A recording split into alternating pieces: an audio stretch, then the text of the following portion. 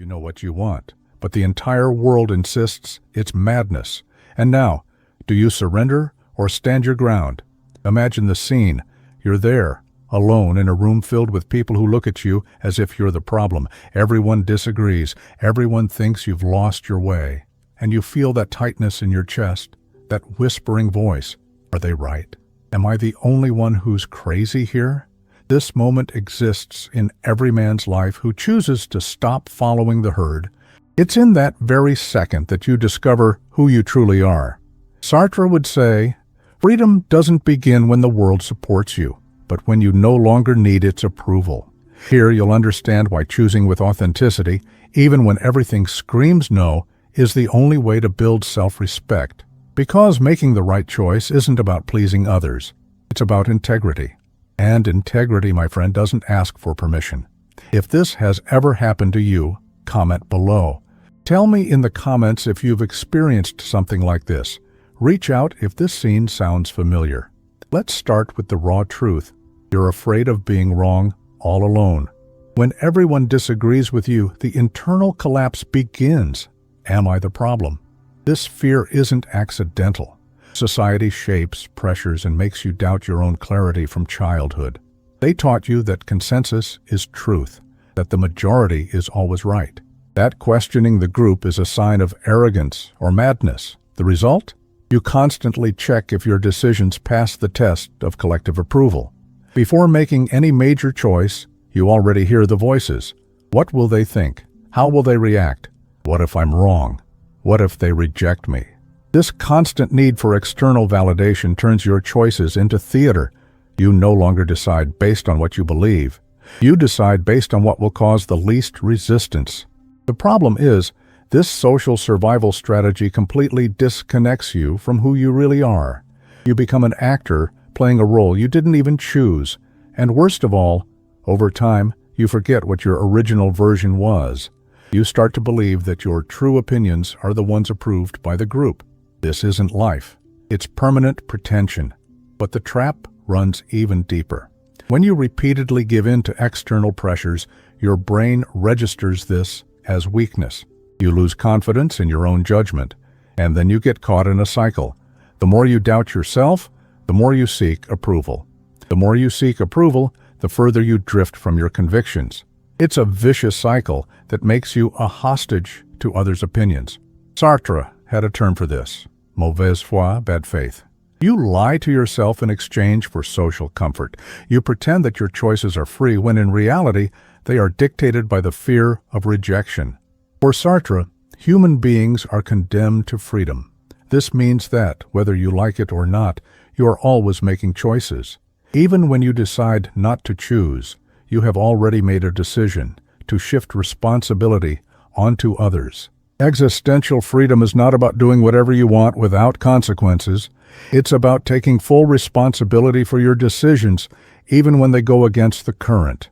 Sartre claimed that we are entirely free, but that this freedom comes with an overwhelming burden: the anxiety of knowing that we are solely responsible for what we become. When you modify your thoughts, feelings, and desires to gain acceptance, you are denying your fundamental human essence. You are choosing the security of approval over the authenticity of freedom. Sartre would say that you are objectifying yourself, transforming into a thing that reacts to its environment instead of a being that creates its own path.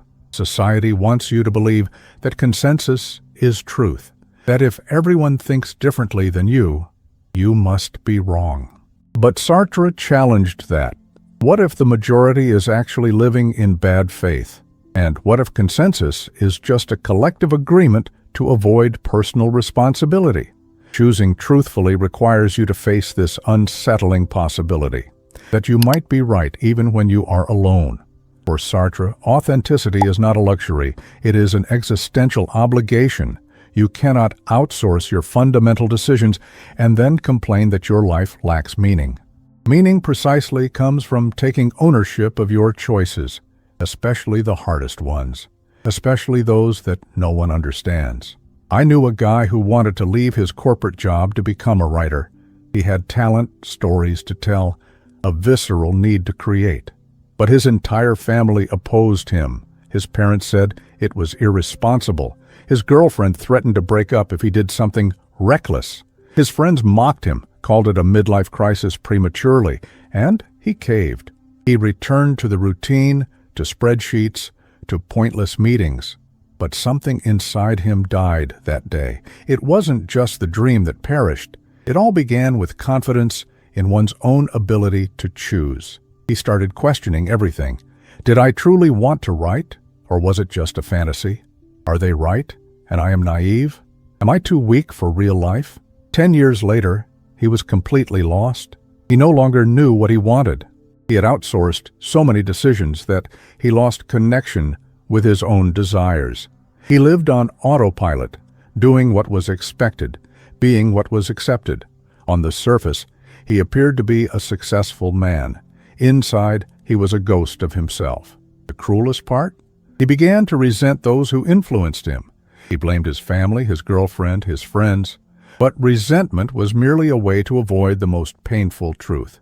He had chosen approval over authenticity, and that choice came at a cost he was still paying. What this man didn't understand is that choosing with truth demands the courage to err alone. Freedom is not light. It demands a price, moral solitude. But it is precisely in that weight that integrity is born. When you choose based on your conscience, even under judgment, criticism, or loneliness, you are exercising the purest form of human liberty. Society sells you the lie that harmony equals truth, that if everyone agrees, it must be right. But the truth is, most people live on autopilot, repeating patterns they've never questioned. Following the crowd is not wisdom. It's intellectual laziness disguised as prudence. Choosing the right when the world is against you is not stubbornness. It's existential courage. It's the refusal to live a borrowed life based on others' expectations. It's accepting that you might be wrong, yes, but preferring to err authentically rather than succeed falsely. If any part of this video has made you reflect, mark this moment in the comments. That's where change begins. And if it resonated with you so far, leave a like, not for me, but for yourself. Now, I'll tell you about another man. He decided to move to another country, alone, without guarantees, to pursue an opportunity that no one could understand. His family called it escape. His friends called it childishness. Society called it irresponsibility. But he had an inner clarity that no external argument could shake. He knew that if he didn't try, he would spend the rest of his life asking, what if? So he went. He spent 2 years fighting, being judged, being called crazy. He experienced moments of profound doubt, times when he nearly retreated with his tail between his legs, but he had made an authentic choice, and when you choose with integrity, something within you strengthens with each obstacle. Not because the path becomes easier, but because you develop respect for your own courage. You learn to trust your judgment. You cultivate that strategic coldness that comes from knowing who you are. Today, 5 years later, he has built a life that reflects exactly who he is, not a perfect life, not a problem-free life, but an authentic one. And that, according to Sartre, is all that matters. You are what you make of what was made of you. This includes choosing even when everything collapses. So how do you choose rightly even when everything screams no? First, listen to what resonates with your conscience, not what seems easier, more accepted, or safer. What resonates with that part of you that exists before any social conditioning. That voice that speaks when you are alone, without an audience, without judgment.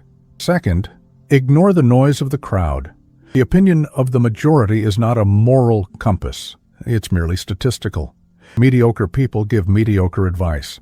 People who have never risked anything will always discourage those who dare to take risks. This is not malice. It's projected fear. They discourage you because your courage reflects their cowardice. Third, follow what you're willing to live with the consequences of. That is the true choice, according to Sartre. Not what's guaranteed to succeed. Not what will please others. What you can fully accept, even when it goes wrong. Because total responsibility includes embracing the outcomes, whatever they may be. Fourth, understand that moral solitude is not loneliness. When you choose authentically, you connect with a deeper version of yourself. You stop needing external validation because you develop internal validation. This is not arrogance, it's existential maturity. Fifth, accept that most people won't understand. And that's perfectly fine. You're not living to be understood, you're living to be authentic. Understanding is a bonus, not a requirement. When you stop needing everyone to understand your choices, you finally become free to make them. Sixth, use opposition as fuel. When the world is against you, but you know why you're doing what you're doing, something powerful is born, unwavering self-respect. You stop justifying yourself because you no longer need approval. You simply are. When the world doesn't understand, but you know why you're doing what you do, self-respect is born. Sartre states, "You are what you make of what was done to you." This includes choosing even when everything collapses. This includes standing firm even when everyone disagrees. This includes trusting your own conscience even when it whispers something no one wants to hear. The power to be consistent with your true self does not depend on external approval. It depends on your courage to take full responsibility for your decisions, even the wrong ones, even the misunderstood, even those that leave you temporarily alone. Will you continue relying on approval, or will you act as your authentic self? Will you keep outsourcing your fundamental choices, or will you take ownership of your own life? Will you keep living a borrowed life, or will you summon the courage to live your truth? Sartre knew, the world may be against you, but if you stand for your truth, you are not alone. You are awake. Now, tell me, are you still going to try to be understood, or have you already grasped the game? Write this down. It's your rupture contract. And if you want to keep hearing truths that no one else dares to tell you, subscribe. Here, illusion cannot survive.